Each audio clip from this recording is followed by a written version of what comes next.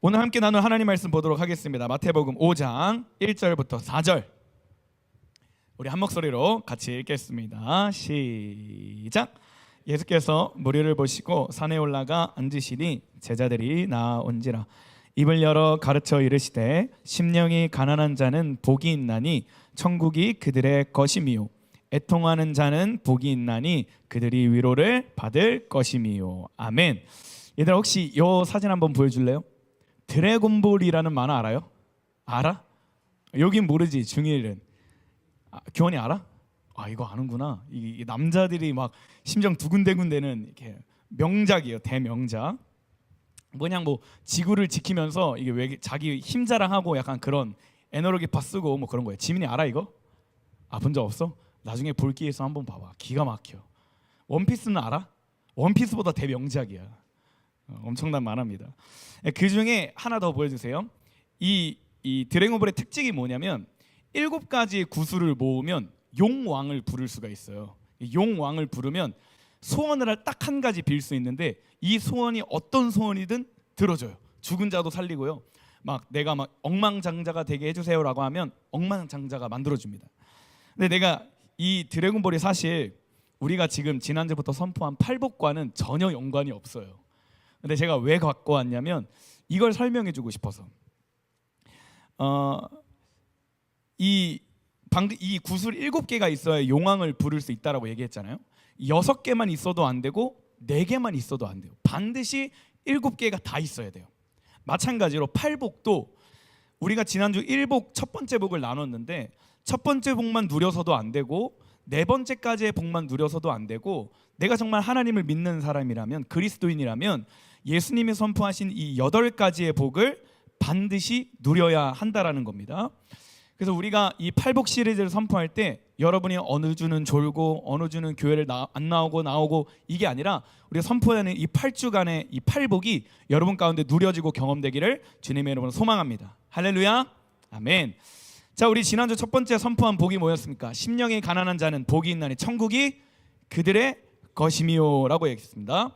거기서 심령이 가난하다라는 건 우리가 헬라어로 푸뉴마, 내 영, 내 마음이, 프토코스, 절대적인 가난, 누군가의 도움이 없이는 절대 회복할 수 없는 상태가 되어야만 복을 누릴 수 있고 그 복이 천국을 얻을 수 있다라고 얘기했어요. 그죠? 그 다음에 2가지를 얘기했습니다.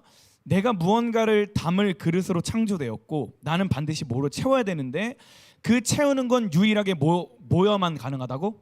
예수 그리스도. 뭐로만 채워야 된다고? 김어마 뭐로 채워야 된다고? 예수님, 예수 그리스도로 채워야 한다라고 했습니다. 그래서 내 심령이 예수님이 아니고서는 행복할 수 없고 내 삶이, 내 만족이 예수님이 아니고서는 온전한 행복을 누릴 수 없고 예수님이 아니고서는 회복할 수 없는 상태가 된 자들이 궁극적으로 예수님을 얻을 수 있고 천국, 하나님이 함께 하시는 곳, 그 모든 복을 누릴 수 있다라고 얘기했습니다. 기억나죠? 잘 기억해요. 오늘 설교 퀴즈 때 나올 거예요. 그리고 오늘은 2번째 복인데 이 2번째 복도 여러분이 잘 깨닫고 취할 수 있기를 바랍니다. 옆 사람에게 인사하겠습니다. 마카리오스, 복이 있으라. 시작. 마카리오스. 지난주 미키마우스라고 얘기했다가 주찬이한테 호되게 혼났어요. 재미없었다고. 네, 오늘 본문 다시 한번 보겠습니다. 5장 4절 말씀이에요. 같이 읽을게요. 시작. 애통하는 자는 복이 있나니 그들이 위로를 받을 것이며. 아멘. 성경은 역설의 모음집이라고 해도 과언이 아닙니다. 역설이 뭐냐면 일반적으로 사회적으로 생각하고 정의하는 것들에 반대되는 입장을 역설이라고 얘기를 해요. 예를 들면 이겁니다. 세상은 스펙을 따지지만 성경은 스펙을 보지 않아요. 세상은 외모를 보지만 하나님은 중심을 보세요. 세상은 약하고 힘없는 사람들을 뭐라고 얘기해요? 루저라고 얘기해요. 그죠? 근데 성경은 약한 사람을 통해 강한 능력이 나온다라고 얘기합니다. 세상은 죽으면 끝이라고 얘기하지만 성경은 죽음 뒤에 영원한 삶이 있다라고 얘기를 해요. 세상은 심령이 가난한 자가 외롭고 쓸모없다라고 얘기하지만 성경은 심령이 가난한 자가 복이 있다라고 얘기를 해요. 또 오늘 본문 한번 보세요.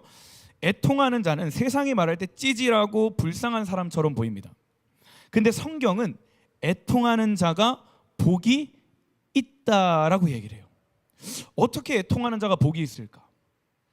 애통하는 자가 복이 있다라는 게 도대체 무슨 뜻일까에 대한 메시지를 오늘 나누려고 합니다. 얘들아, 너네들은 슬픈 일이 있을 때 보통 어떻게 해결하는 편이야? 맛있는 걸 먹는다, 손. 맵고 짜고 단 걸 먹는다, 스트레스 받을 때. 아무도 없어요? 그러면 미친 듯이 달려서 땀을 흘린다, 축구를 하거나 운동을 하거나 줄넘기를 한다. 설마 너네 아무도 스트레스 거니? 운동한다. 아니면 스트레스 받거나 슬픈 일 있을 때 꾹 참는다, 아무한테도 말하지 않고 혼자 삭힌다, 손. 주찬이, 지민이 좋아요. 그러면 있는 그대로 표출한다, 슬프면 슬픈 대로, 화나면 화나는 대로 표출한다, 손. 에림이? 아니에요? 너네들은 슬픈 일이 없어? 한 번도 슬퍼본 적이 없어? 이 친구도 안 되겠네. 나중에 연애하다 한 번쯤 깨져라. 사람들마다 이 슬픔을 표현하는 방법은 각자 다 달라요. 모든 사람이 행복을 추구하는 게 당연하듯이 모든 사람은 살면서 슬픈 일을 겪게 됩니다. 물론 안 겪는 게 가장 좋지만 슬픔을 겪는 게 꼭 나쁜 거는 아니에요. 중요한 건 뭐냐면 슬픔을 겪을 수 있지만 이 슬픔을 어떻게 해결하느냐, 어떻게 치유하느냐가 중요합니다. 그래서 이 세상의 이 심리 상담 쪽에 보면요, 눈물 치료 기법이 있어요. 그러니까 상담받으러 온 내담자가 자신의 어떤 슬픈 감정을 눈물을 흘림으로써 그 상처를 드러내고 비워내는 기법이거든요. 근데 이 눈물 치료 기법에는 세 가지 중요한 포인트가 있습니다. 뭐냐면 첫 번째, 다음 보여주세요. 나를 이해해 줄 수 있는 사람 앞에서 울어야 돼요. 이 조건이, 이 기법의 세 가지 조건이. 두 번째는 울고 나서는 반드시 긍정적으로 마무리해야 됩니다. 울었다가 나 울었어, 창피해, 찌질해가 아니라 울면 시원하게 미소를 지으면서 나와야 돼요. 그 세 번째는 뭐냐면 울음 참기를 강요받았던 남자들, 어떤 사회적인 흐름, 암묵적으로 남자들은 울면 찌질해, 약해, 울면 안 돼 라고 강요받았던 남자들은 이 눈물 치료 기법을 통해서 더 격렬하게 울어야 한다는 조건이 있어요. 근데 이 세 가지 중에 제가 가장 중요하게 생각하는 것은 이 심리 상담사가 가장 중요하게 생각하는 것은 첫 번째예요. 나를 이해해 줄 수 있는 사람 앞에서 우는 겁니다. 여러분 생각해봐요. 내가 어떤 일이 있어서 속상한 일이 있어요. 그래서 이렇게 슬픈 마음을 어떻게든 표현하고 싶은데 하고 에어팟을 끼고 길거리에 나갔어. 근데 어떤 사람이 지나가네. 생판 모르는 사람이에요. 근데 저 사람한테 가서 아저씨 제 얘기 좀 들어보세요 하고 바지가랑이 붙잡고 울면 그 사람은 어떻게 하겠어요? 위로할까 못할까? 못해요. 뭐야 이, 미안해요 속된 말로, 이 정신 나간 사람 뭐야? 가겠죠. 마찬가지로 이 눈물 치료 방법도 나를 이해해 줄 수 있는 사람 앞에서 울어야 그 사람이 진정한 공감을 해줄 수 있고 진정한 위로를 해줄 수 있어요. 근데 문제가 뭐냐면 이 눈물 치료라는 기법이 훌륭한 기법이고 세상에는 참 좋은 사람이 많지만 사람은 누구도 완벽하지 않다라는 거예요. 아무리 공부를 많이 잘하는 사람이더라도, 아무리 경험이 많고 나이가 많고 지혜가 많은 사람이라고 할지라도, 돈이 많고 가진 게 많고 인기가 많은 사람이라고 할지라도 세상엔 완벽한 사람 없어요. 여러분이 저를 볼 때 완벽해 보이잖아요. 외모도 그렇고 노래도 그렇고 운동 실력도 그렇고. 아니야? 그런 걸로 대답하지 말아요. 상처받고 싶지 않으니까. 완벽해 보이지만 저조차도 완벽하지 않아요. 기범이가 맨날 에어팟 끼고 빠워 하고 다니고 힘이 있어 보여도 기범이가 완벽하지 않습니다. 누구나 다 약점이 있고 누구나 다 흠이 있어요. 그리고 무엇보다 중요한 건 뭐냐면 사람들은 각자 먹고 살기 바빠요. 그래서 내가 어느 정도는 이해해 줄 수 있고 어느 정도 남의 얘기는 들어줄 수 있지만 100% 그 사람의 입장이 되어서 그 문제에 솔루션을 줄 수 없고 직접적으로 그 일을 해결해 줄 수는 없어요. 그리고 사람마다 경험하고 생각하고 느끼고 말하는 게 다르기 때문에 누군가 나에게 고민을 상담을 하고 해줘도 내가 이 사람과 생각하는 관점이 다르기 때문에, 경험한 것이 다르기 때문에 온전한 공감을 하지 못합니다. 제가 이렇게 얘기하는 건 상담이 나빴다라고 얘기하는 게 아니에요. 상담은 중요합니다. 그리고 여러분이 고민이 있을 때, 슬픈 일이 있을 때 선생님들을 찾아가고 저한테 지망갑을 신청하고 형 누나들 그리고 친구들끼리 어떤 얘기를 나누는 건 좋아요. 근데 제가 얘기하고 싶은 건 뭐냐면 사람을 의지하지 말라는 거예요. 우리의 온전한 위로는 반드시 하나님께로부터만 나오는 줄 믿습니다. 아멘. 우리가 의지할 대상은 오직 하나님 한 분이어야만 합니다. 왜냐하면 사람에게는 흠이 있지만 하나님께는 흠이 없기 때문이에요. 사람에게는 실수가 있지만 하나님은 실수가 없는 분이기 때문입니다. 사람은 연약하지만 하나님은 완전하시고 전지전능하신 분이기 때문이에요. 다시 말해서 우리가 믿는 하나님은 모든 것이 가능하신 분이고 모든 어려움과 문제와 상황을 돌파할 수 있는 분이고 없던 것도 있게 하실 수 있는 분이고 우리의 모든 상황을 아시기 때문에 우리의 유일한 위로와 우리의 유일한 치료는 오직 하나님께로부터만 나와야 하는 줄 믿습니다. 그래서 예수님께서도 많은 사람들 앞에서, 특히 산 위에 올라가셔서 제자들 앞에서 맨 처음으로 하신 말씀이 뭐냐? 너희는 행복한 사람이 되어야 돼. 지민아, 너는 행복한 사람으로 지음받았어. 지우야, 너는 복을 받고 행복한 사람이 되어야 돼 라고 말씀하시면서 하신 말씀이 뭐냐면, 그러려면 첫 번째, 심령이 가난해져야 돼. 너네들은 예수님을 바라볼 때야만 행복을 누릴 수 있어. 그리고 두 번째 말씀하신 건 뭐냐면, 너네가 애통할 때 반드시 하나님 앞에서 울부짖어야 돼. 너네는 애통할 줄 아는 자가 되어야 돼 라고 말씀하신 겁니다. 누군가는 이렇게 얘기할 수 있어요. 전도사님, 꼭 울어야 돼요? 좀 창피한 거 아니에요? 부끄러운 거 아니에요? 꼭 슬픈 일이 있을 때 애통해야 됩니까? 라고 질문할 수 있어요. 근데 제 대답은 간단합니다. 애통하셔야 돼요. 왜냐하면 애통해야만 위로를 얻을 수 있기 때문입니다. 한번 생각해 보세요. 내가 다쳤어요. 근데 다친 것을 숨기고 다리가 부러졌어. 다리가 부러졌는데 이 다리 부러진 걸 숨기고 평생 살면 부러진 채로 다리의 뼈가 굳어요.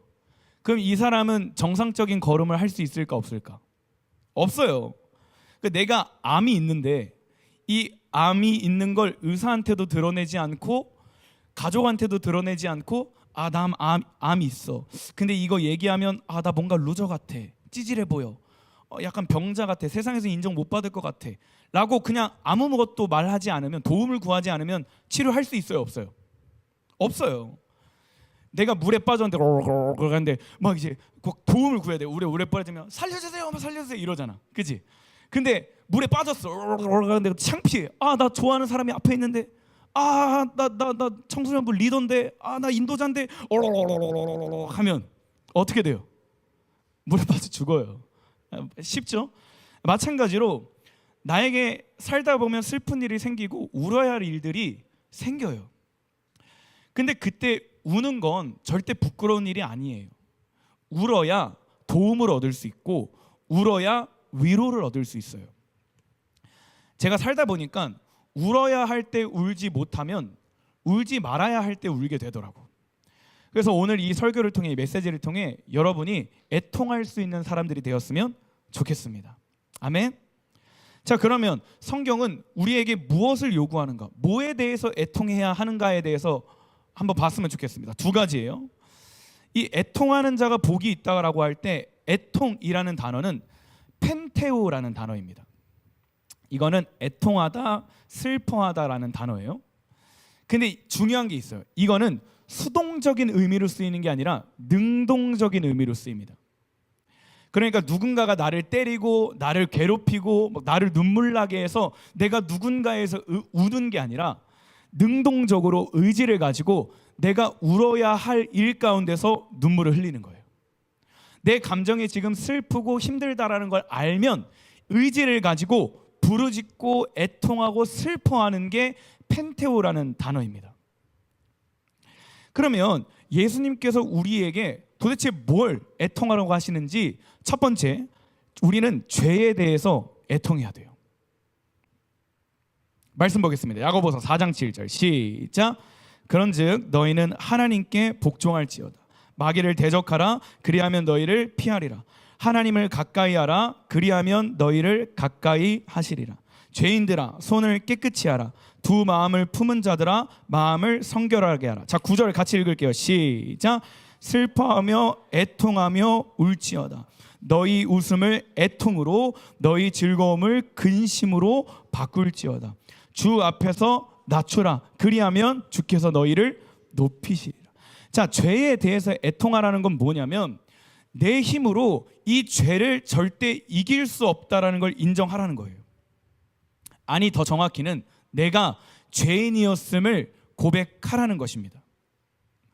내가 지난주 말씀을 듣고 심령이 가난한 자가 되어서 주님 맞아요, 저는 무언가를 담을 그릇으로 창조되었어요. 그래서 이 그릇을 오직 예수 그리스도로 채워야 되는 걸 내가 알아요 하고 내가 이제 주님을 갈망하기 시작합니다. 주님 저를 채워주세요. 주님으로 채우고 싶어요 라고 하고 내 마음의 상태를 봤는데 죄덩어리인 거야. 예수님을 믿는다고 교회는 왔지만, 하나님을 믿는다고 크리스찬이라는 이름을 갖고 있지만, 정작 내가 보는 미디어는, 정작 내가 하는 말은, 정작 내가 하는 생각은 하나님이 보시기에 합당하지가 않은 거예요.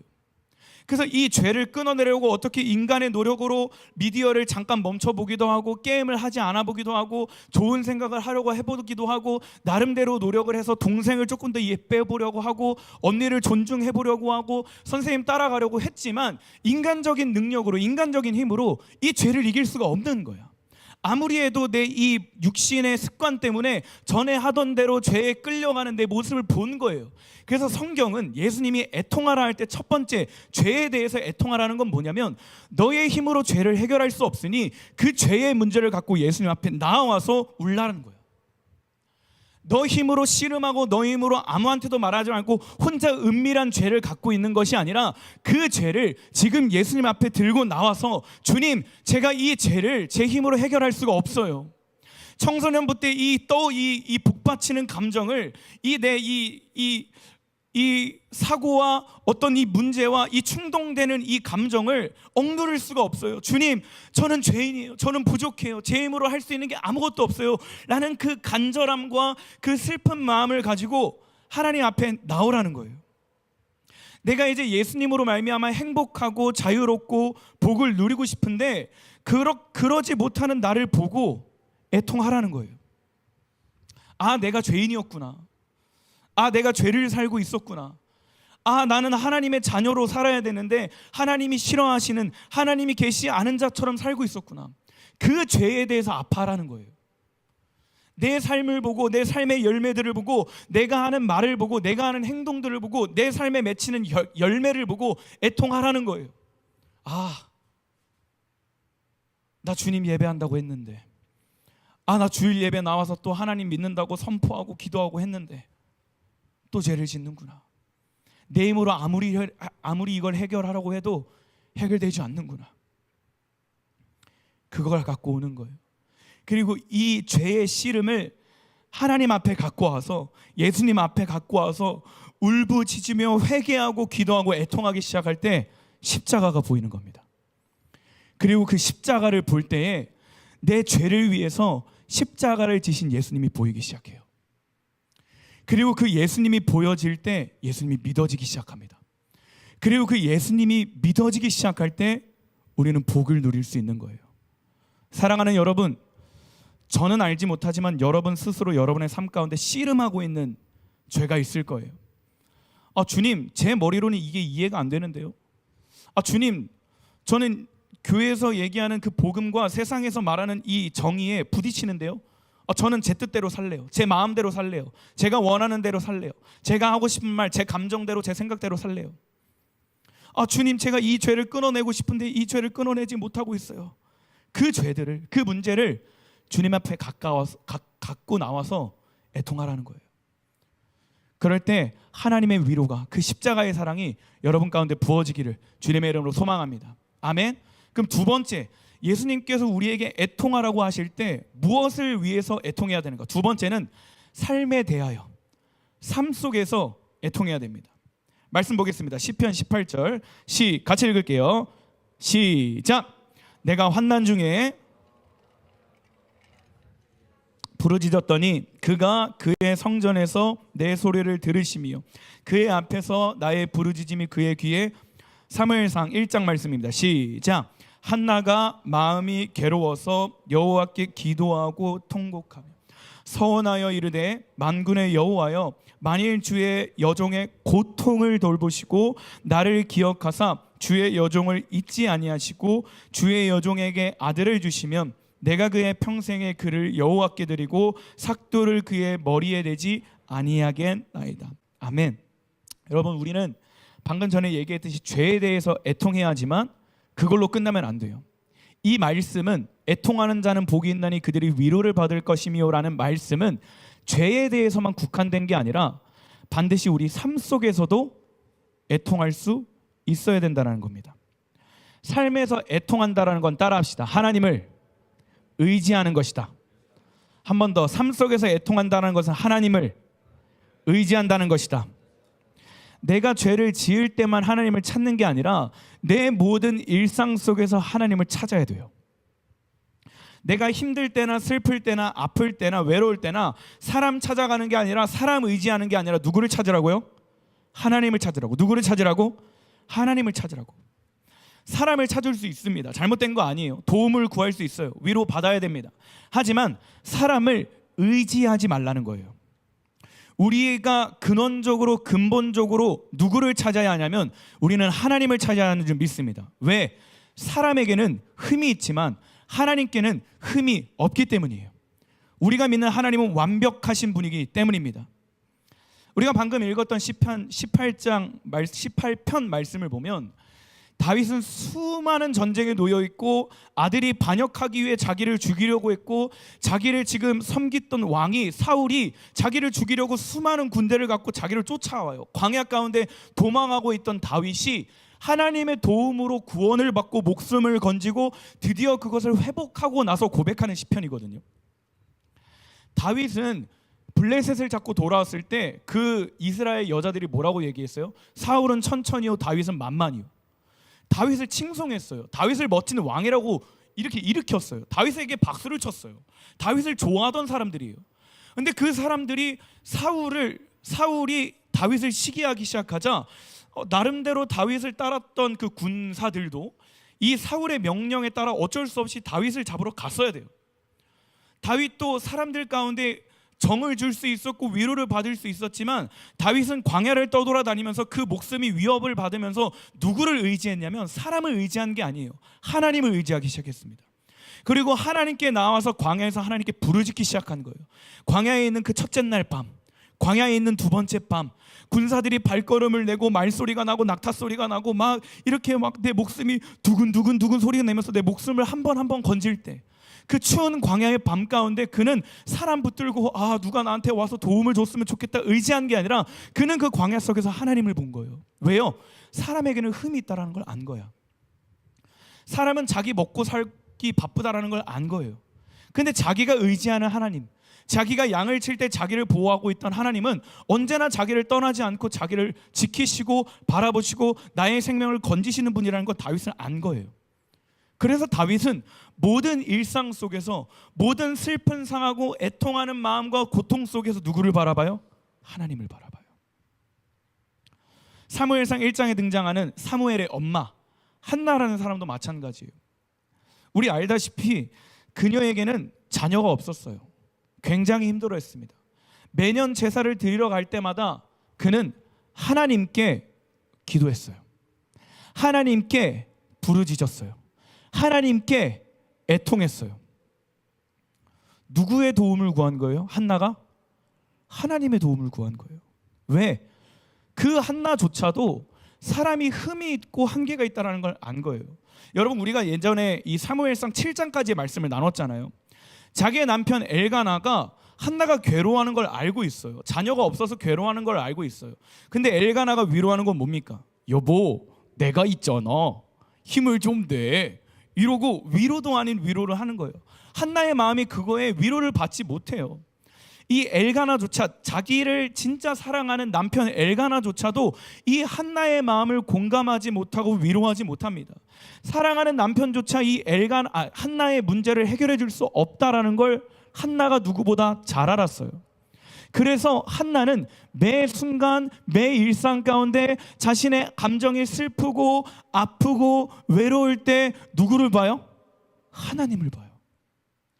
그리고 그가 그 고통과 문제를 갖고 하나님께 나와서 울부짖기 시작할 때 도저히 소리가 낼 수가 없어서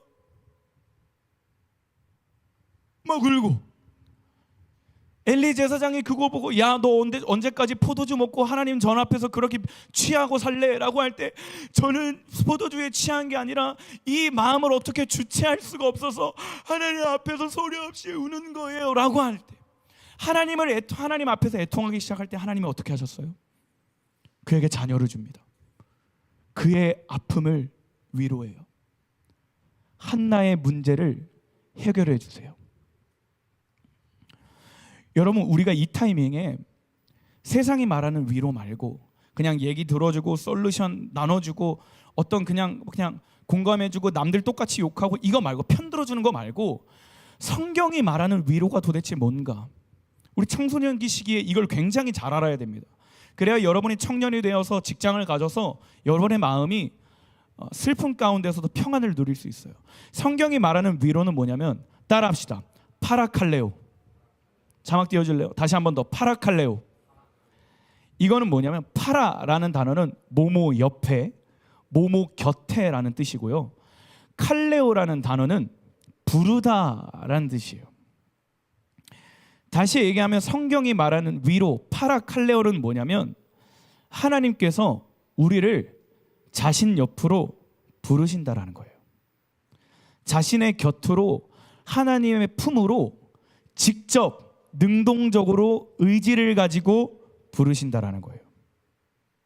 다시, 내가 일상 속에서 애통하기 시작할 때, 아니 내 마음이, 내 심령이 가난해져서 이 위로와 아픔을 해결할 수 있는 분이 오직 예수 그리스도라는 믿음을 갖고, 이 문제를 해결할 수 있는 분이 오직 예수 그리스도라는 믿음을 갖고 주님 앞에 나와서 애통하기 시작할 때, 내 힘으로 주님 옆에 가는 게 아니라 주님이 나를 주님의 옆으로 부르신다라는 거예요. 우리를 들어 올려서 하나님의 품으로, 하나님의 팔 안으로, 하나님의 울타리로, 하나님의 보호하심 아래로 이끄신다라는 거예요.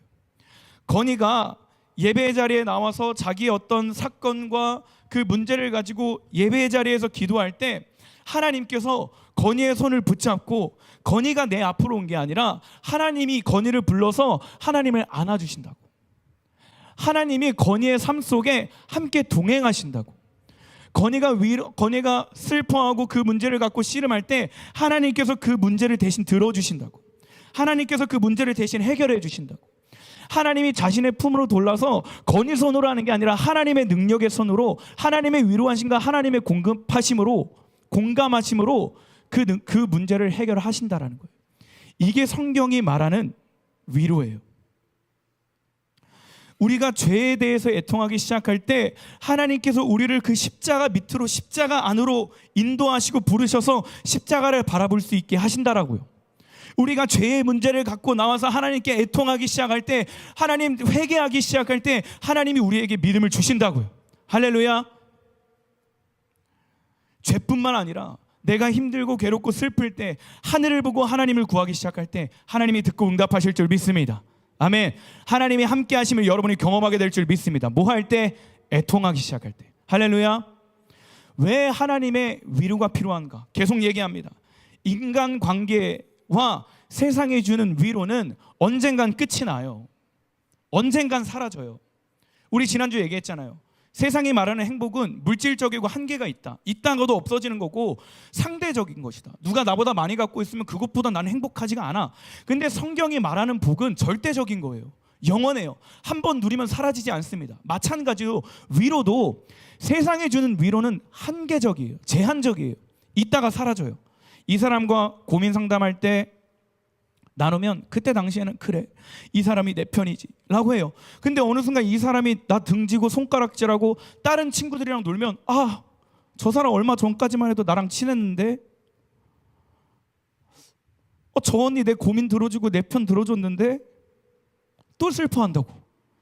근데 하나님의 위로를 경험하게 되는 순간 내 안에 멈추지 않는 자유와 멈추지 않는 평안이 임해요. 여러분, 내 안에 성령님이 오시면 성령님은 우리를 절대 떠나지 않습니다. 말씀 보겠습니다. 요한복음 14장 말씀 같이 읽을게요. 인준아, 시윤아 같이 읽을게요. 시작.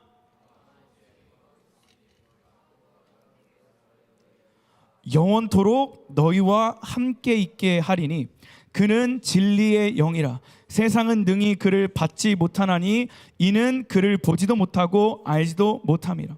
그러나 너희는 그를 아나니 그는 너희와 함께 거하시며 또 너희 속에 계시겠습니다. 어디에요? 없어요? 17장 17절.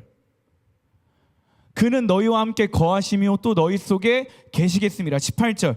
내가 너희를 고와 같이 버려두지 아니하고 너희에게로 오래라. 세상의 위로와 하나님의 위로와는 차원이 다른 거예요. 마태복음 11장 28절 보겠습니다. 시작. 수고하고 무거운 짐진 자들아 다 내게로 오라. 내가 너희를 쉬게 하리라. 나는 마음이 온유하고 겸손하니 나의 멍에를 메고 내게 배우라. 그리하면 너희 마음이 쉼을 얻으리니 이는 내 멍에는 쉽고 내 짐은 가벼움이라 하시니라. 단순히 이 말씀은 힘내라는 의미가 아니라 예수님께서 우리의 고통을 짊어지시겠다라는 거예요. 예수님이 우리의 아픔을 적극적으로 등에 짊어지고 십자가 앞에 나아가고 하나님 앞에 나아가겠다라는 거예요. 여기서 예수님이 애통하라는 건 뭐냐면 하나님이 우리의 능력이 되시겠다라는 겁니다. 할렐루야. 하나님이 우리의 힘이 되시겠다라는 겁니다. 아멘. 주님이 우리의 피난처가 되시겠다라는 거예요. 이 위로는 사랑이 아니고서는 절대 나올 수 없습니다. 다 왔어요. 이 하나님의 위로하심과 하나님의 함께하심은 하나님의 사랑이 아니고서는 절대 시작할 수 없어요. 이거는 사랑으로부터 시작된 위로고 이 사랑은 우리의 모든 허물을 덮고 모든 어둠을 이기고 모든 아픔을 이겨내는 거예요. 예수님이 애통하라는 건 뭐냐면 하나님이 지금도 오늘도 여러분을 사랑하고 있다는 겁니다. 아멘. 위로하시겠다라는 건 뭐냐면 하나님이 여러분을 그만큼 사랑하고 있다는 거예요. 얼만큼? 독생자 예수 그리스도를 내어줄 만큼. 말씀 같이 읽을게요. 지금부터 중요합니다. 고린도서 1장 4절 시작. 하나님은 우리가 여러 가지 환난을 당할 때 위로해 주셔서. 요한일서 말씀 보겠습니다. 4장 시작. 하나님의 사랑이 우리에게 이렇게 나타난 바 되었으니 하나님이 자기의 독생자를 세상에 보내심은 그로 말미암아 우리를 살리려 하심이라. 사랑은 여기 있으니 우리가 하나님을 사랑한 것이 아니요 하나님이 우리를 사랑하사 우리 죄를 속하기 위하여 화목제물로 그 아들을 보내셨습니다. 요한일서 4장 시작. 하나님이 우리를 사랑하시는 사랑을 우리가 알고 믿었노니 하나님은 사랑이시라. 사랑 안에 거하는 자는 하나님 안에 거하고 하나님도 그의 안에 거하는. 계속 18절 시작. 사랑 안에는 두려움이 없고 온전한 사랑이 두려움을 내쫓나니 두려움에는 형벌이 있음이라. 두려워하는 자는 사랑 안에 온전히 이루지 못함이라. 데살로니가후서 2장 시작. 우리 주 예수 그리스도와 우리를 사랑하시고 영원한 위로와 좋은 소망을 은혜로 주신 하나님 우리 아버지께서 너희 마음을 위로하시고 모든 선한 일과 말에 굳건하게 하시기를 원하라. 로마서 5장 8절 마지막 시작. 우리가 아직 죄인 되었을 때에 그리스도께서 우리를 위하여 죽으심으로 하나님께서 우리에 대한 자기의 사랑을 확증하셨느니라. 아멘. 아멘. 하나님의 사랑이 믿어지기를 소망합니다. 이 사랑이 믿어질 수 있기를 주님의 이름으로 선포합니다. 애통하는 자는 복이 있나니 그들이 위로를 받을 것이며. 여러분의 삶 가운데 아직은 그만큼 애통할 일이 없을 수도 있지만 여러분의 애통할 일이 생길 때 애통할 수 있기를 바라요. 죄에 대해서 삶 속에서 하나님 앞에 울부짖고 기도할 때 주님의 사랑을 경험할 수 있는 우리 청소년부가 되기를 주님의 이름으로 소망합니다. 아멘. 찬양팀 나와주세요. 공감하시네 하겠습니다. 여러분, 애통한다라는 것은 절대 부끄러운 일이 아니에요. 이 관념을 깨야 돼요. 이 생각을. 애통은 해도 되고 안 해도 되는 게 아니에요. 예수님이 명확하게 명령하셨어요. 애통하는 자는 복이 있다라고. 애통하라고 말씀하셨어요. 왜? 애통할 때 그분이 위로하시겠다라는 거예요. 애통하라는 것은 그분이 용서하시겠다라는 거예요. 영산아, 너가 짓고 있는 죄, 너가 갖고 있는 문제, 씨름하고 있는 죄를 갖고 예수님이 애통하라고 하신 이유는 너가 그것을 진심으로 애통하기 시작할 때 그 죄를 용서하시겠다라는 거예요. 영산이뿐만 아니라 우리 모두도 마찬가지예요. 애통할 때 하나님께서 그 십자가 사랑을 깨닫게 하신다라는 것입니다. 애통하는 자가 회개하는 은혜를 얻을 수 있다라는 거예요. 애통하는 자에게 우리를 고아와 같이 버려두지 아니하고 영원히 함께 하시는 성령님을 보내주시겠다라는 겁니다. 왜요? 주님이 이미 다 이루셨고 주님이 행하실 거기 때문입니다. 여러분, 하나 느껴지지 않아요. 왜 그런지 아세요? 간단해요. 애통하지 않아서 그래요. 애통을 부끄러운 일로 여기고 참고 있어서 그래요. 하나님께 손을 뻗어보지 않아서 그래요. 여러분, 하나님께 나와서 애통해 보세요. 수련회 나와서, 예배 자리에 나와서 여러분이 씨름하고 있는, 아파하고 있는 그 문제들을 갖고 애통해 보세요. 반드시 하나님의 위로를 경험하게 될 줄 믿습니다.